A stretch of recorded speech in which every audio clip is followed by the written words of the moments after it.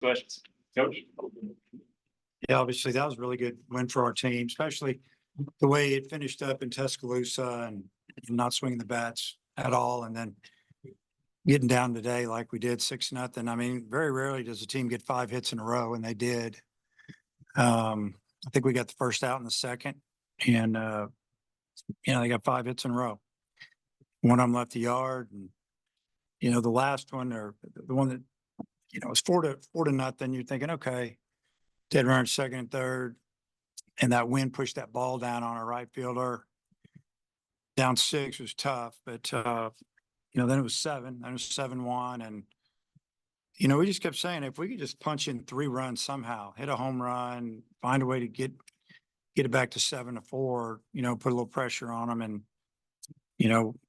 when Behavior dropped that ball down the left field line, we knew that the left fielder was way over in the alley, that was going to be trouble. The shortstop almost made that play, and then obviously, Ben McLaughlin had a tremendous at bat, went to full, and then caught him a fastball and just hit it opposite field with that slicing wind, and we knew it was gone and left the bat.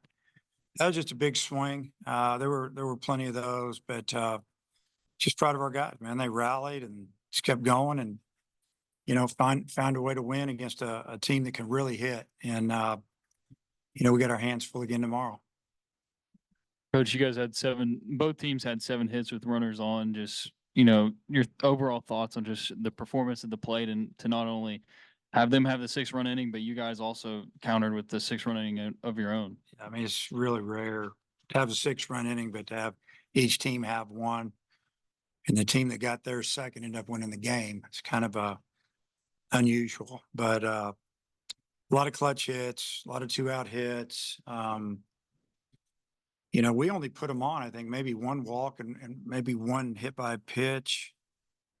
And, they did the rest themselves. And so we really didn't give them anything. They just got after Bobby. I mean, bottom line, they hit everything he threw in the second inning. Yeah. So, after Bobby, you guys kind of pieced it together. 14 strikeouts for your pitching staff tonight. Just, the guys after Bobby, just the way that they were able to piece it together and win it. Yeah, I mean, the guys we threw tonight are guys that we weren't going to throw tomorrow, no matter what.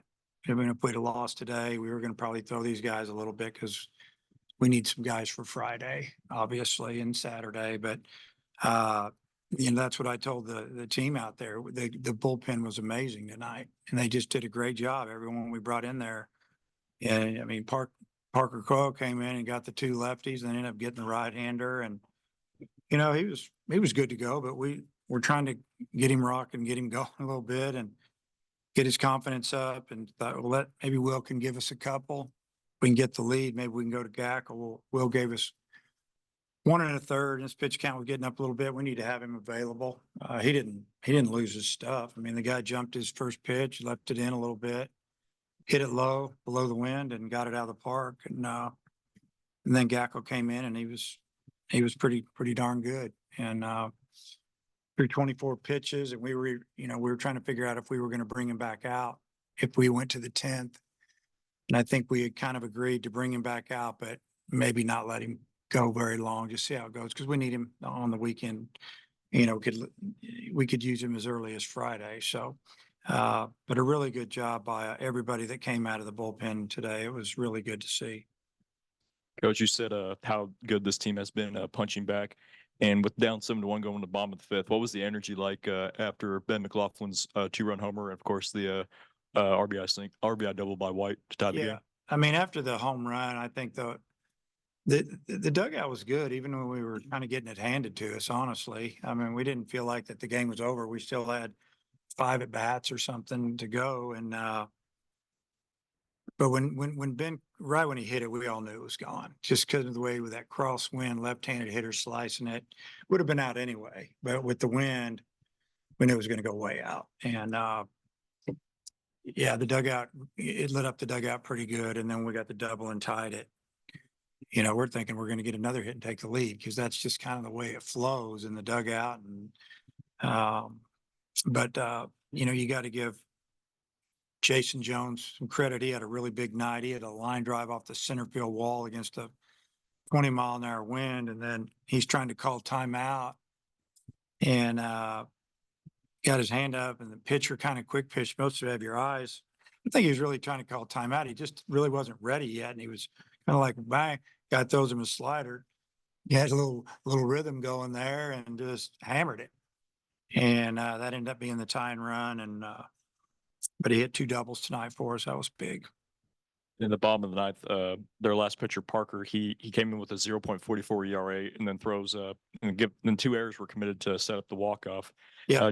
What were your thoughts on just those 2 big plays that set it up?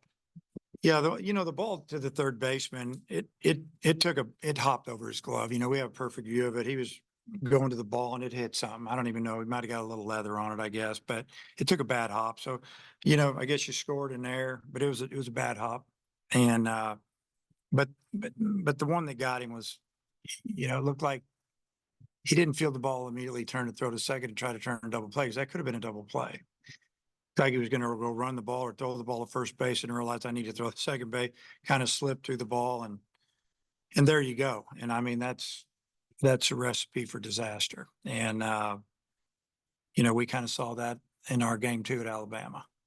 And it's the game can be really fragile, especially at the end. Every little thing matters, especially when it's down there, when it's over, if you score. And we did just enough that inning to punch in a run.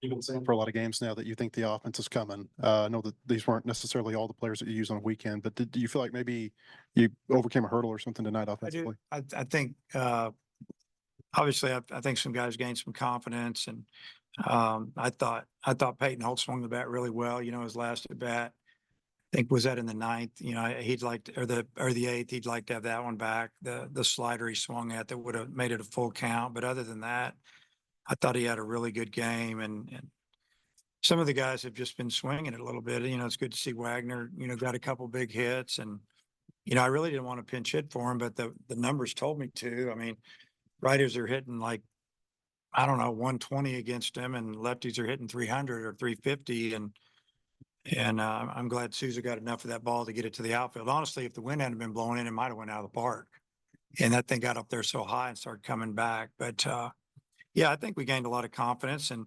a couple guys stepped up. Even Wilmsmeyer put him in.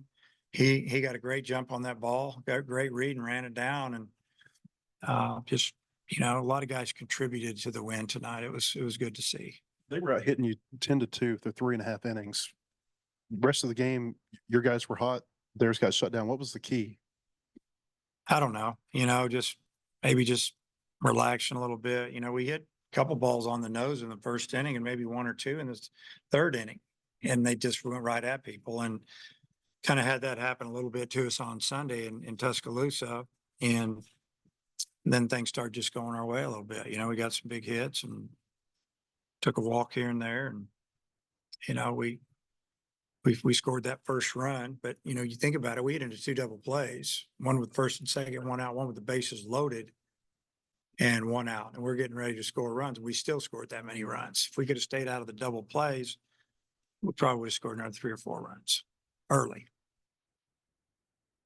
Coach, get there, bottom of the 9th, bases loaded, and you turned to Nolan Souza there. Can you maybe talk about your confidence turning to a true freshman there and his mentality? Yeah, he's got a really good approach at the plate, and he was a little bit out front of the first breaking ball, and I thought after that, he did a great job in the bat. Even with down 0-2, he tried to sneak fastball by him at 90, 91, 92, whatever it was. And he didn't bite.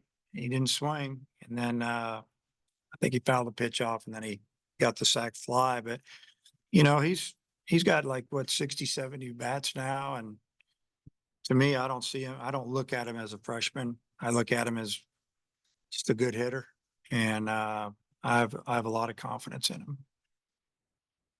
And then it's a Tuesday night, and you had to go to your bullpen in the second inning. Can you sort of touch on the importance of having the pitching depth that you do? Yeah, in a well, midweek shootout like this. Well, we wouldn't be sitting here with a smile on our face if we didn't have that depth, that's for sure. And, like I said earlier, we threw the guys that we were planning on throwing. Like if we didn't throw McIntyre tonight or Gackle tonight, and probably even Gage. Maybe Coyle would have gone either day. They wouldn't throw tomorrow.